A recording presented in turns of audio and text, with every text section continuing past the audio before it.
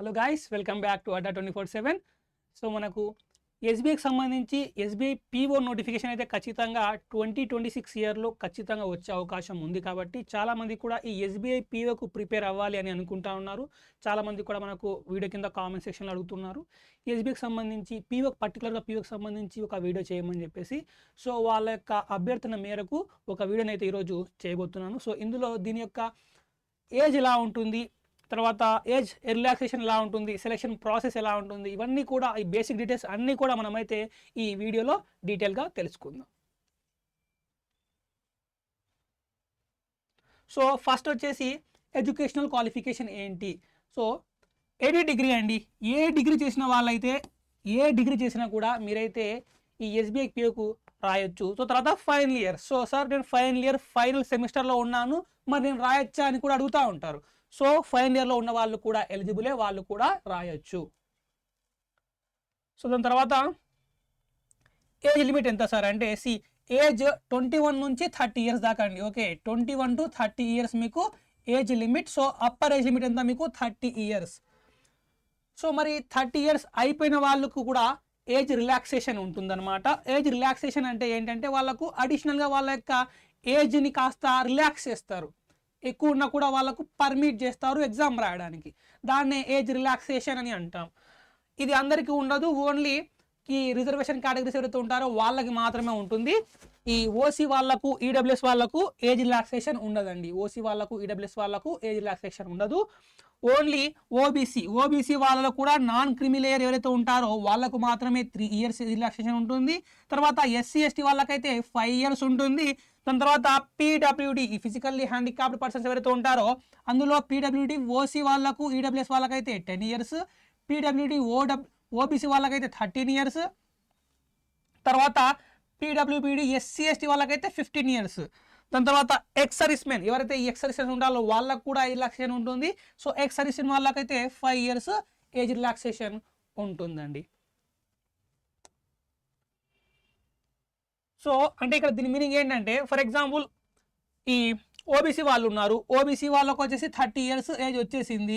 So last అయిపోయింది, తర్వాత వాళ్ళకు 31 వచ్చేసింది, ఇంకా నేను రాసుకోలేను అంటే కాదు, మీరు రాసుకోవచ్చు. ఎందుకంటే అప్పర్ ఏజ్ అంతా 30, ఓబీసీ వాళ్ళకి ఎంత 3 ఇయర్స్ అడిషనల్గా ఏజ్ ఇంక్రీజ్ చేస్తున్నట్లు ఇక్కడ. అంటే ఏమవుతుంది, +3 అంటే 33 ఇయర్స్. సో 33 ఇయర్స్ దాకా ఇప్పుడు ఓబీసీ వాళ్ళకు ఉంటుంది, వాళ్ళు రాసుకోవచ్చు. సిమిలర్గా ఎస్టీ వాళ్ళకు 5 ఇయర్స్ కాబట్టి వాళ్ళు 35 దాకా రాసుకోవచ్చు. సో ఇలా అయితే మీకు ఏజ్ రిలాక్సేషన్ ఉంటుందన్నమాట. ఇది ఓన్లీ రిజర్వేషన్ ఎవరికైతే ఉంటుందో వాళ్ళకి మాత్రమే ఉంటుంది. ఓసీ వాళ్ళకు ఈడబ్ల్యూఎస్ వాళ్ళకు ఉండదు. సార్ ఈడబ్ల్యూఎస్ వాళ్ళకు మరి రిజర్వేషన్ ఉంది కదా సార్ 10%, మళ్ళీ వాళ్ళకు ఉండదా అంటే లేదు. సో దీని గురించి సుప్రీంకోర్టులో కూడా క్వశ్చన్ చేశారు. సో సుప్రీంకోర్టు కూడా మీకు ఏం చెప్పలేదు దీని గురించి. సో ఏజ్ రిలాక్సేషన్ లేదు, వాళ్ళకు కేవలం రిజర్వేషన్ మాత్రమే ఇస్తారని చెప్పారు. సో వాళ్ళకు కూడా ఓన్లీ రిజర్వేషన్ తప్ప మిగతా ఏ బెనిఫిట్స్ కూడా వాళ్ళకైతే ఉండవు ఈడబ్ల్యూఎస్ వాళ్ళకు. సో దెన్ వచ్చేసి సెలక్షన్ ప్రాసెస్ ఏంటి, ఎలా సెలెక్ట్ చేస్తారు అంటే మీకు 3 స్టేజెస్ ఉంటాయన్నమాట. ఈ phase 1, phase 2, phase 3, ఇలా stage 1, stage 2, stage 3 ఇలాగా మీకు 3 స్టేజెస్ ఆఫ్ ఎగ్జామ్ ఉంటుందన్నమాట. ద రిక్రూట్మెంట్ ప్రాసెస్ ఉంటుంది. సో ఫస్ట్లో మీకు ప్రిలిమ్స్ ఎగ్జామ్ ఉంటుందన్నమాట phase 1లో, దాని తర్వాత మెయిన్స్ ఎగ్జామ్ phase 2లో ఉంటుంది. లాస్ట్లో phase 3లో గ్రూప్ డిస్కషన్ ఆర్ ఇంటర్వ్యూ అయితే మీకు ఉంటుంది. సో ఇప్పుడు ఒక్కొక్క దాని గురించి మనం క్లియర్గా చూద్దామండి. సో తర్వాత phase 1. సో phase 1 ఏంటి, మీకు prelims exam. So prelims exam యొక్క ఎగ్జామ్ ప్యాటర్న్ చూడండి. ఇంగ్లీష్ లాంగ్వేజ్ ఉంటుంది, న్యూమరికల్ అబిలిటీ ఉంటుంది, రీజనింగ్ ఉంటుంది. న్యూమరికల్ అబిలిటీ అంటే ఏంటంటే సింపుల్గా మ్యాథ్స్, అర్థమెటిక్, యాప్టిట్యూడ్, వీటిని ఇక్కడ న్యూమరికల్ అబిలిటీ అంటున్నాము. సో ఇంగ్లీష్ నుంచి ఇక్కడ 40 క్వశ్చన్స్ వస్తాయి 40 మార్క్స్కు. సో యాప్టిట్యూడ్ నుంచి 30 క్వశ్చన్స్ వస్తాయి 30 మార్క్స్కు. తర్వాత రీజనింగ్ నుంచి 30 క్వశ్చన్స్ వస్తాయి 30 మార్క్స్కు. ఇలా ప్రతి సబ్జెక్టు కూడా ఇండివిజువల్గా 20 మినిట్స్ మీకు టైం ఉంటుంది. ఒక్కొక్క సబ్జెక్ట్కు 20 మినిట్స్ టైం ఉంటుంది. ఇలా టోటల్గా 1 అవర్ టైం అయితే మీకు ఉంటుందన్నమాట. సో ఇక్కడ మీకు 1/4 నెగిటివ్ మార్కింగ్ కూడా ఉంటుంది, 1/4 నెగిటివ్ మార్కింగ్ ఉంటుంది. దాని తర్వాత సెక్షనల్ కట్ ఆఫ్ అయితే లేదనమాట. ఓకే, ఇంతకుముందు సెక్షనల్ కట్ ఆఫ్ ఉండేది, అంటే లైక్ ఇంగ్లీష్కి ఒక కట్ ఆఫ్ ఉంటుంది, తర్వాత న్యూమరికల్ అబిలిటీకి ఒక కట్ ఆఫ్ ఉంటుంది, రీజనింగ్ ఒక కట్ ఆఫ్ ఉంటుంది, తర్వాత ఓవరాల్ కట్ ఆఫ్ కూడా ఉంటుంది. అలా యాక్చువల్గా ఉండేది ఇంతకుముందు, ఇప్పుడు అలా లేదనమాట. Only overall cut off. ఇప్పుడు ఓవరాల్ కట్ ఆఫ్ మాత్రమే ఉండబోతుంది. Sectional cut off, subject wise cut off అనేది మీకు ఇప్పుడు లేదు. తర్వాత దీని యొక్క సిలబస్ ఏంటి ఒకసారి చూడండి ఇక్కడ. సో మీకు రీజనింగ్ సో ఇక్కడ ఇంగ్లీష్ యాప్టిట్యూడ్ రీజనింగ్ సిలబస్ రాసాం చూడండి అమ్మా. సో ప్రిలిమ్స్ యొక్క సిలబస్ ఇది. ఇంగ్లీష్లో మీకు reading comprehension, fill in the blanks, cloze test, parajumbles, vocabulary, paragraph completion, multiple meaning or error spotting, sentence completion, tenses rules. So ఇవి మీకు సంబంధించిన ప్రిలిమ్స్ యొక్క సిలబస్ ఇంగ్లీష్ నుంచి. అదేవిధంగా ఒకసారి యాప్టిట్యూడ్ సిలబస్ చూస్తే ఇక్కడ మీరు చూడండి, simplification, profit and loss, mixture alligation, permutation, combination, probability, work and time, sequence and series, simple interest, compound interest, surds and indices, mensuration, cylinder, cone, sphere, time and distance, data interpretation, ratio, proportion, number system, percentage. ఇది aptitude యొక్క syllabus. దాని తర్వాత reasoning syllabus చూసుకుంటే ఇక్కడ మీరు alpha numerical series, direction, logical reasoning, data sufficiency, ranking and order, alphabet test, seating arrangement, coded inequalities, puzzle, syllogism, blood relation, coding, decoding, input output, tabulation. So ఇదంతా మీకు reasoning యొక్క syllabus. So ఈ topics అన్ని కూడా మీరైతే క్లియర్గా చదువుకోవాల్సి ఉంటుంది మీరు కనుక ఎస్బీఐ పీఓకు ప్రిపేర్ అవ్వాలి అనుకుంటే. సో దాని తర్వాత ఫేజ్ 2. సో ఇప్పుడు ఫేజ్ 2కి వస్తే ఫేజ్ 2లో మనకు అగైన్ ఎగ్జామ్ ఉంటుందన్నమాట. సో మెయిన్స్ ఎగ్జామ్ ప్యాటర్న్, ఇక్కడ మీకు డెస్క్రిప్టివ్ పేపర్ కూడా ఉంటుంది. సో ఫస్ట్ మనం ఇక్కడ ఆబ్జెక్టివ్ పేపర్, మెయిన్స్లో ఆబ్జెక్టివ్ పేపర్ గురించి చెప్తున్నాము. సో ఇక్కడ అగైన్ మీకు అవే సబ్జెక్ట్స్ ఉంటాయి. ఇక్కడ కూడా మీకు రీజనింగ్, యాప్టిట్యూడ్, ఇంగ్లీష్ కానీ ఉంటాయండి. జస్ట్ మీకు అడిషనల్గా ఈ బ్యాంకింగ్ అవేర్నెస్ యాడ్ అవుతుంది. Okay, reasoning or computer aptitude same almost అవే సబ్జెక్ట్స్ ఉంటాయి అనమాట. So reasoning and computer aptitude నుంచి 40 క్వశ్చన్స్ 60 మార్క్స్కు. సో దాని తర్వాత డేటా అనాలిసిస్ అండ్ ఇంటర్ప్రిటేషన్ అనమాట. సో ఈ డేటా అనాలిసిస్ ఇంటర్ప్రిటేషన్ కూడా మీరు మీరు యాప్లోనే చదువుతారనమాట. So data analysis and interpretation. So అక్కడ నుంచి మీకు 30 క్వశ్చన్స్ వస్తాయి 60 మార్క్స్కు. తర్వాత బ్యాంకింగ్ అవేర్నెస్ నుంచి మీకు 60 క్వశ్చన్స్ వస్తాయి 60 మార్క్స్కు. సో ఇంగ్లీష్ నుంచి 40 క్వశ్చన్స్ వస్తాయి 20 మార్క్స్కు. సో ఇలాగా మీకైతే ఆల్మోస్ట్ ప్రిలిమ్స్ ఉన్న సబ్జెక్ట్స్ ఇక్కడ కూడా ఉంటాయండి. సో కాస్త అటు ఇటు డిఫరెన్స్ ఉంటుంది. For example like banking awareness ఇలా అడిషనల్ సబ్జెక్ట్ మీకు అయితే యాడ్ అవుతుంది.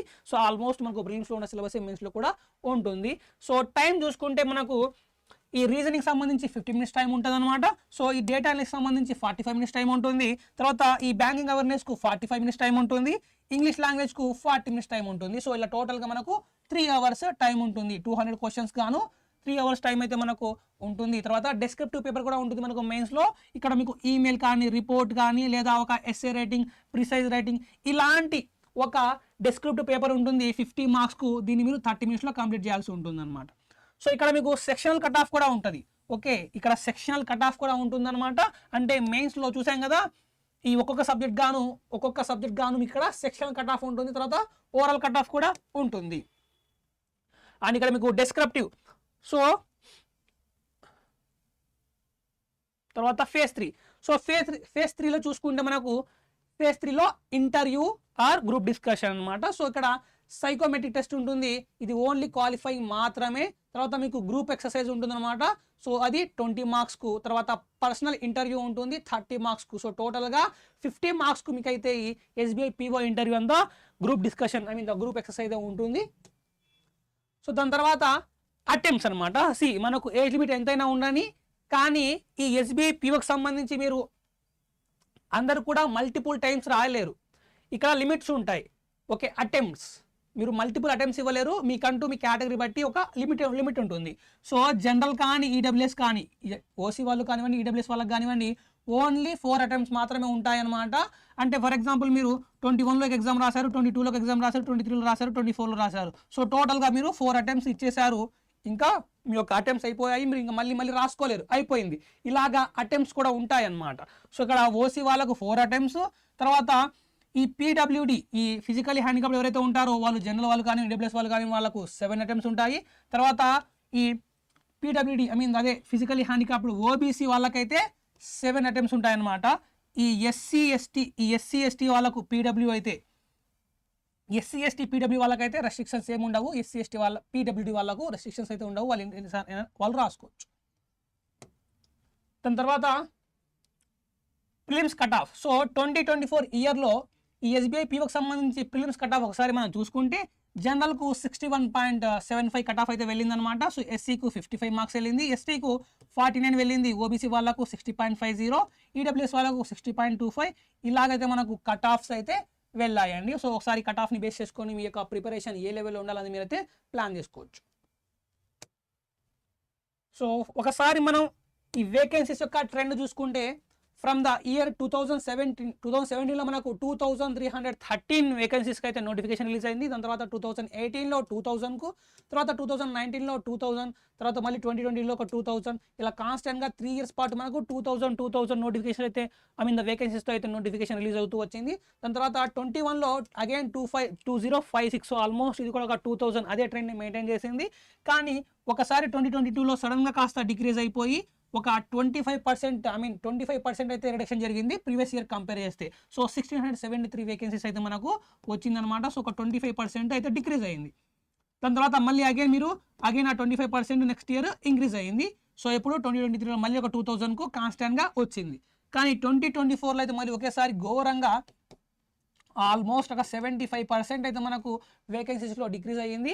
ఒక 600 వేకెన్సీస్కి మనకైతే ఈ నోటిఫికేషన్ రిలీజ్ అయింది 2024లో. సో తర్వాత 2025లో 541 వేకెన్సీస్, మళ్ళీ ఇంకా చాలా వరకు తగ్గిందనమాట. సో ఇలా అయితే వేకెన్సీస్ మరి లాస్ట్ 2 ఇయర్స్లో చాలా వరకు వేకెన్సీస్ తగ్గాయి. సో మరి ఈ 2026లో ఎన్ని వేకెన్సీస్కు నోటిఫికేషన్ వస్తుంది అన్నది మనం చూడాల్సి ఉంటుందన్నమాట. అది మనకు మళ్ళీ పెరగచ్చు, తగ్గచ్చు. సో మనకు న్యూస్లో అయితే నంబర్ ఆఫ్ ఎస్బీఐ బ్యాంక్స్ అనేవి బ్రాంచెస్ అనేవి పెంచుతున్నారని చెప్తున్నారు. సో వేకెన్సీస్ కూడా పెరిగే అవకాశం కూడా ఉందని మనకు తెలుస్తూ ఉన్నది. సో చూద్దామండి మరి పెరుగుతుందా తగ్గుతుందా అన్నది. సో మీరు వేకెన్సీస్ని పట్టించుకోకుండా just be prepare, okay. So ఇప్పుడు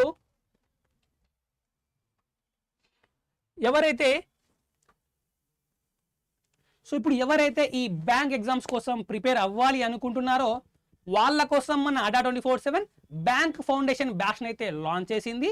సో ఈ బ్యాంక్ ఫౌండేషన్ బ్యాచ్లో మీరు ఎస్బీఐ పీఓ ప్రిపేర్ కావాలన్నా, ఎస్బీఐ క్లర్క్ ప్రిపేర్ కావాలనుకున్నా, లేదనుకోండి మీరు ఫర్ ఎగ్జాంపుల్ ఈ రూరల్ బ్యాంక్స్ ఉంటాయి కదా వాటికి ప్రిపేర్ కావాలనుకున్నా, లేదా కోఆపరేటివ్ బ్యాంక్స్కి ప్రిపేర్ కావాలనుకున్నా, లేదా ఎల్ఐసి లాంటి ఫైనాన్స్ ఎగ్జామ్స్ కోసం ప్రిపేర్ అవ్వాలనుకున్నా, ఇన్సూరెన్స్ ఎగ్జామ్స్, ఇలాంటి ఎగ్జామ్స్ ఏదైనా సరే మీ యొక్క బ్యాంక్ గోల్ అయితే, మీ యొక్క డ్రీమ్ అన్నది బ్యాంక్ జాబ్ అయితే, మీకోసం మీ ప్రిపరేషన్లో హెల్ప్ చేయడానికి మన అడ్డా 24/7 బ్యాంక్ ఫౌండేషన్ బ్యాచ్ని అయితే తీసుకొచ్చింది.